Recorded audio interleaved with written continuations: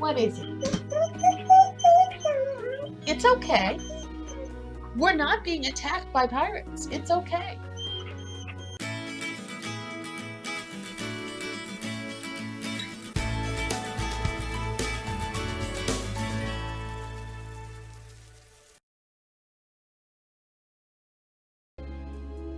There's the dog. She's protecting me. She's being very good today. Good girl. Will you sit, please? Sit down. Put your butt down. We don't like standing on the couch. Sit down. What is it? It's okay. We're not being attacked by pirates. It's okay. Do you want to go outside? What time is it? Hold on, guys. 1 second. It is just afternoon. It is almost 1.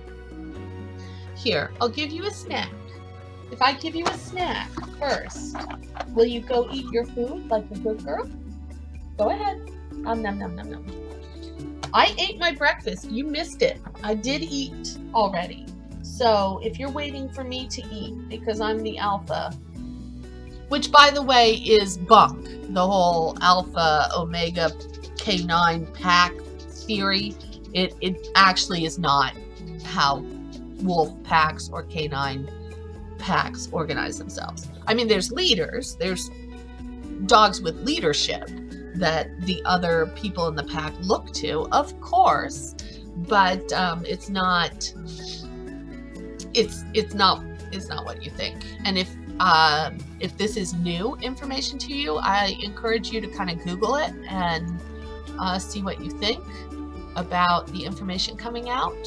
But long story short, the study of pack dynamics and social order was done on random dogs, random pack animals, canines, that had been selected and pulled from their natural pack and pulled from their natural environment and put all together in like a kennel, like a space, with other dogs who were strangers to them. And so these pack animals who had been taken from their family and taken from their familiar territory, from their homes, and put into a strange territory in close quarters with other strange dogs that they did not know, other canines that they did not know, fighting broke out, you know, and there was a scramble to establish some kind of coherent order and some sort of just what is going on, and we're scared and we're frightened and we are totally alone and yet surrounded by strangers, and we don't know the intentions. We don't know who's good or who's bad or who's gonna bite and who's gonna lick. Like we don't know where our food is coming from.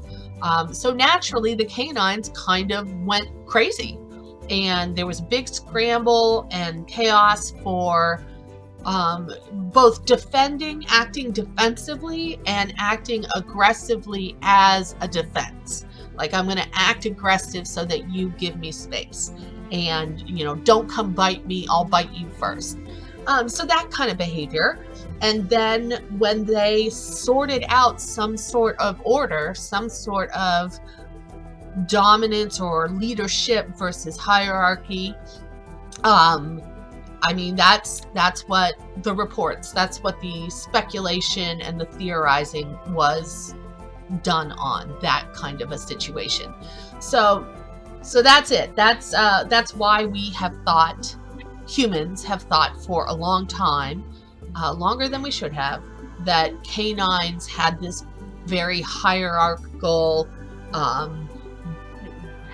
system of power, expression, and exchange, dominance social system, when in fact the canine social system is very loving and built on genuine leadership and mutual dependency and you know, the oldest canines, taking care of and mentoring younger canines and adult canines who are not involved in bringing up the pups, bringing up the new generation, are providers who go out and hunt together and provide for the pack. I mean, it's very interdependent, interwoven, lots of lugs and kisses and snuggles. I mean, if you own a pet dog, you know that they're hardwired to love.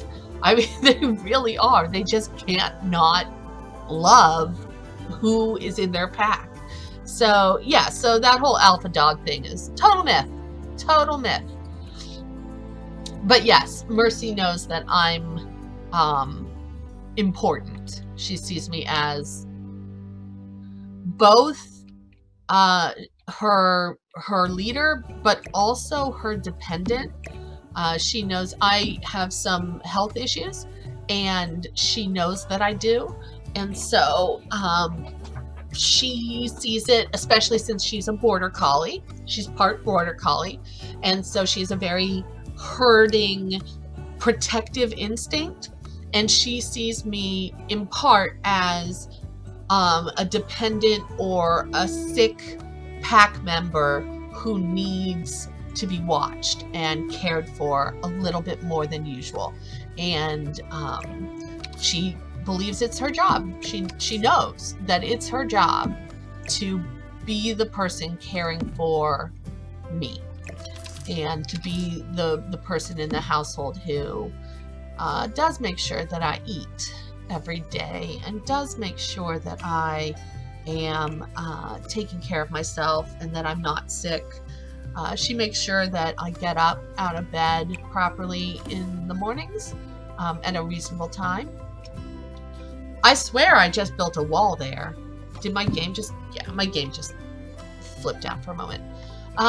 You know, so she makes sure that I eat, and one of the ways she does that is by making sure that she doesn't eat until I do, until she has confirmation that I am in fact eating, which is fabulous but also freaky at the same time, because I have a dog who literally will not eat, and that's weird. Like, who has a dog that doesn't just go nuts on food all the time?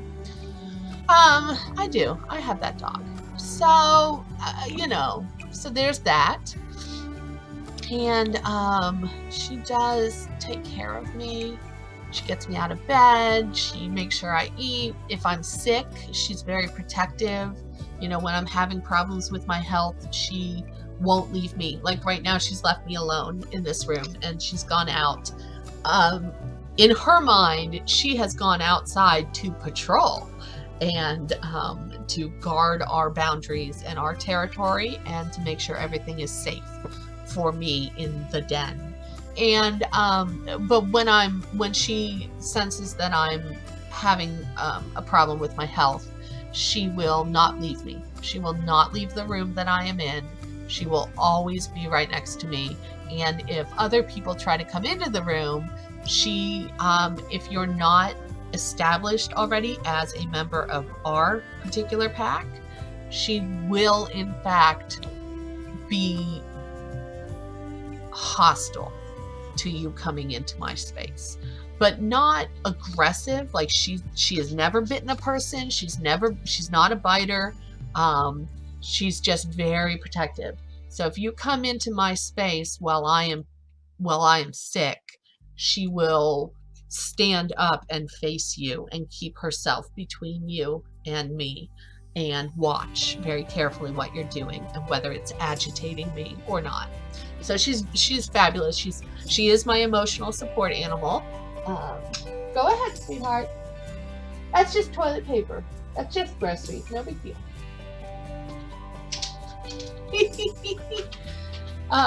And so she does. She takes care of me, and I hope that whatever your preferences are, y'all, I hope that you have something wonderful like this in your life. A child, a hamster, a spouse, a plant, a fish, a cat, if you're a cat person.